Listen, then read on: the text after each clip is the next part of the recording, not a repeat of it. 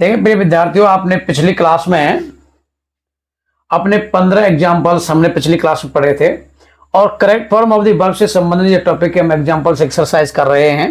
तो अभी देखिए आपके सामने ये जो एग्जाम्पल हैं इनको किस तरह से करते हैं हम देखना। 16 एग्जाम्पल्स है। Pawan pass the LDC exam without the help of others. इसमें टेक की वर्ब देनी है।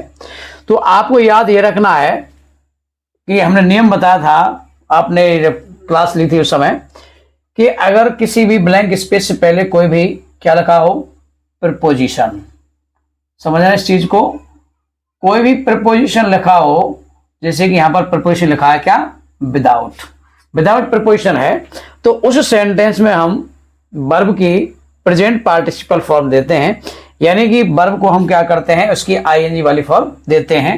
तो यहां पर लिखा हुआ है टेक, तो इसकी आईएनजी फॉर्म क्या होगा, टेकिंग। तो आपको यह बात ध्यान रखनी है कि अगर ब्लैंक स्पेस से पहले कोई भी प्रपोजिशन दिया गया है तो उस प्रपोजिशन के तुरंत बाद MB first plus ING form का प्रयोग करते हैं। ओके, अगला एग्जांपल देखिए। I would rather blank than beg. Beg का मतलब होता है भीख मांगना। क्या होता है, भीख मांगना। और यहां पर जो डाई शब्द है इसका मतलब होता है मरना। अगर किसी सेंटेंस में हैड बेटर, समझना, अगर किसी सेंटेंस में हैड बेटर, वुड रादर या फिर नो सूनर जैसे अगर वर्ड के तुरंत बाद कोई भी ब्लैंक स्पेस होता है, उसमें अगर हमें वर्ब देनी हो तो हम वर्ब की बेस फॉर्म यानी कि एम बी फर्स्ट का प्रयोग करते हैं। तो यहां पर इस सेंटेंस में डाई वर्ब का ही प्रयोग हो जाएगा। I would rather die than beg, इसका मतलब ये होता है कि अगर किसी व्यक्ति के सामने दो विकल्प चुने हो तो वो अपने सेल्फ रेस्पेक्ट के लिए यानी कि आत्म सम्मान के लिए क्या करता है, जैसे I would rather die than beg, यानी कि मैं भीख मांगने के सिवाय, मैं भीख मांगने के बजाय मरना पसंद करूंगा। ओके, आगे देखिए। He is walking as if he, खाली जगह आ मेड, बी की वर्ब देनी है। समझ नियम क्या है कि अगर किसी सेंटेंस के दो क्लॉज, जैसे ये पहला क्लॉज है और इधर है आपका दूसरा क्लॉज, अगर किसी सेंटेंस के दो क्लॉज एज इफ कंजक्शन से जुड़े हुए हों, किससे जुड़े हुए हों, एज इफ कंजक्शन से जुड़े हुए हों, और पहले वाला क्लॉज आपका प्रेजेंट टेंस में हो, प्रेजेंट का मतलब है चाहे वो प्रेजेंट सिंपल में हो, कंटिन्यूअस में हो, या परफेक्ट में हो, या फिर परफेक्ट कंटिन्यूअस में हो, यानी कि पहला क्लॉज होना चाहिए किसमें, प्रेजेंट में। किसमें होना चाहिए, प्रेजेंट में। तो यहां पर हम बी की जो फॉर्म का प्रयोग करते हैं वो पास्ट फॉर्म का करते हैं, जैसे कि ही वर। बी की क्या फॉर्म का प्रयोग होगा, वर का, क्योंकि आप सोचते हैं कि बी की फॉर्म ही के साथ तो बाज आती है, लेकिन बात क्या है कि यहां पर केवल ये कल्पना की जा रही है कि वह इस तरह चल रहा है मानो कि वो पागल हो, जबकि वो रियल में क्या है, पागल नहीं है। तो आपको यह चीज याद रखनी है कि एज इफ से पहले वाला क्लॉज प्रेजेंट टेंस में है तो उसके दूसरे वाले क्लॉज में बी की फॉर्म के रूप में हम सिंगुलर सब्जेक्ट होने पर भी वर्ब का प्रयोग करेंगे। ओके, अगला एग्जांपल है शी रोल्ड एज इफ। वही एज इफ वाला है कि पहला क्लॉज और ये है इसका दूसरा क्लॉज। एज इफ से पहले हमने पढ़ा था भी प्रेजेंट टेंस, लेकिन यहां पर रोल्ड, शी रोल्ड, उसने ऐसा अभिनय किया, यानी कि पास्ट टेंस में है ये। तो एज इफ से पहले अगर पास्ट टेंस हो, क्या हो, पास्ट टेंस हो, तो उसके अंतिम क्लॉज में या दूसरे वाले क्लॉज में बी की फॉर्म के रूप में हम क्या करते हैं, यानी कि पास्ट परफेक्ट टेंस का प्रयोग करेंगे। और पास्ट परफेक्ट टेंस का प्रयोग क्या होगा कि इसमें हैड और इस बी की थर्ड फॉर्म होती है क्या, बीन। क्या होती है, बीन। तो she rolled as if she had been a heroine, कि उसने ऐसा अभिनय किया माना कि वो हीरोइन रही हो, लेकिन रियल में क्या है, वो हीरोइन नहीं है। आगे देखिए 20 एग्जांपल्स क्या है। Raman sir was teaching maths while Mukesh sir blank English in the class. Teach की वर्ब देनी है।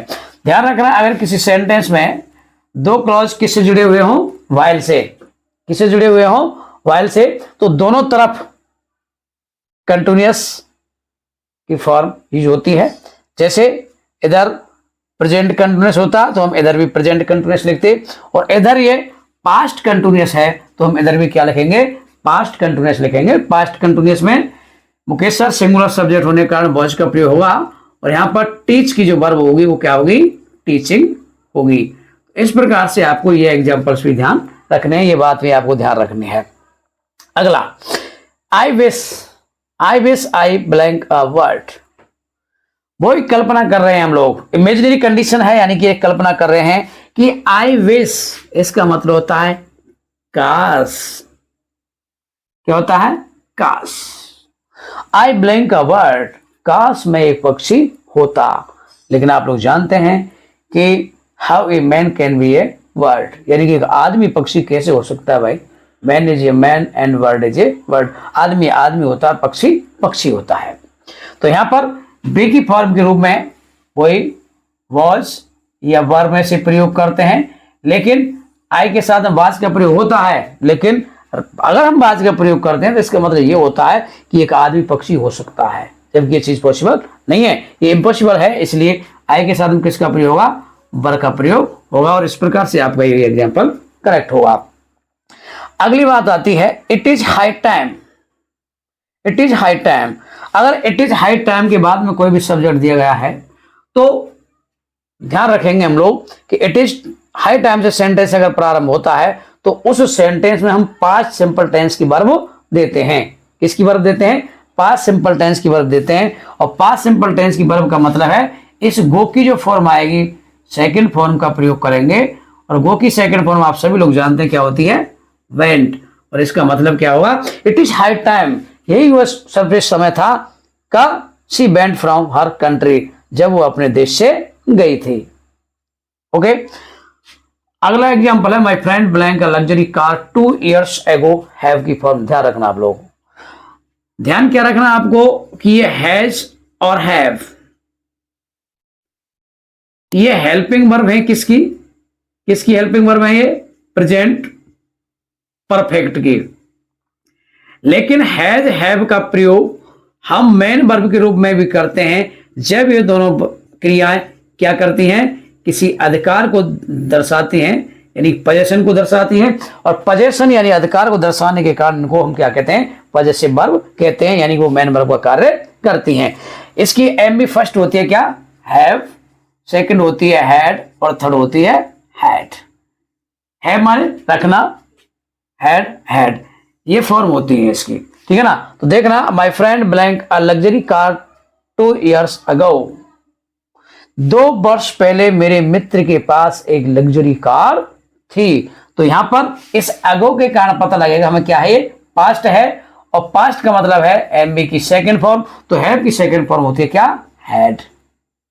ओके, अगला एग्जांपल है the Hindus blank the Ramayana to purify their souls, यानी कि ये क्या है, ये सोशल ट्रेडिशन है, एक ये रिलीजियस ट्रेडिशन है, एक धार्मिक मान्यता है कि हिंदू जो लोग होते हैं वो क्या करते हैं, अपनी आत्माओं को पवित्र करने के लिए रामायण को पढ़ते हैं। और जो भी रिलीजियस या सोशल ट्रेडिशन होते हैं वो प्रेजेंट सिंपल टेंस में काउंट की जाती हैं। और प्रेजेंट सिंपल टेंस की अगर बात करते हैं तो क्या होता है सूत्र उसका, S B subject plus M B first, S या ई एस। तो एम बी फर्स्ट में ऐसे एस लगाते हैं कब हम सिंगुलर होता है, लेकिन यहां पर क्या है, द हिंदूज, यानी सभी हिंदुओं की बात की जा रही है, तो यहां पर एम बी फर्स्ट का प्रयोग होगा, ऐसे एस उसमें नहीं लगेगा। तो क्या आ जाएगा, वो जो कहते हो आ जाएगा आपका क्या, रीड। यानी कि हिंदू लोग अपनी आत्माओं को पवित्र करने के लिए रामायण का अध्ययन करते हैं, रामायण को पढ़ते हैं। अगली बात आती है आपकी the last train. Last train का मतलब होता है अंतिम रेलगाड़ी। Blank at Bayana junction at midnight, यानी कि जो भी समय होता है, टाइम टेबल होते हैं, समय सारणियां होती हैं, चाहे वो ट्रेन की टाइम टेबल हो, चाहे वो बस का टाइम टेबल हो, चाहे वो प्लेन का टाइम टेबल हो, किसी भी चीज के टाइम टेबल को हम किस में काउंट करते हैं, प्रेजेंट सिंपल टेंस में काउंट करते हैं। तो यहां पर द लास्ट ट्रेन, अंतिम रेलगाड़ी बयाना जंक्शन स्टेशन पर मध्य रात्रि को पहुंचती है। इसलिए ट्रेन सिंगुलर है तो क्रिया में लग जाएगा क्या, ES, reaches. The last train reaches at Bayana junction at midnight, यानी कि मध्य रात्रि को वो क्या करती है, पहुंचती है। तो उम्मीद आपसे की जाती है डियर फ्रेंड्स कि आपकी समझ में ये सारी चीजें जो मैंने आपको कराई हैं, ये सारी चीजें आपकी समझ में आई होंगी, और आप इस तरह से अगर एग्जाम्पल को सॉल्व कर पाते हैं तो आपकी सारी समस्याओं का निराकरण हो जाता है। बाकी प्रॉब्लम जब आती है तो हमें अपनी क्या है कि जो क्लासेस हैं उन क्लासों को पढ़ लेना चाहिए। अब मैं आपसे एक ही निवेदन करूंगा, अगर आपकी समझ में ये सारे क्लास आई हो तो आप इस चैनल को सब्सक्राइब कर सकते हैं, लाइक कर सकते हैं, और वीडियो अगर अच्छी लगती है आप अपने दोस्तों को भी क्या कर सकते हैं, शेयर कर सकते हैं। ओके, थैंक्स, नेक्स्ट मिलते हैं।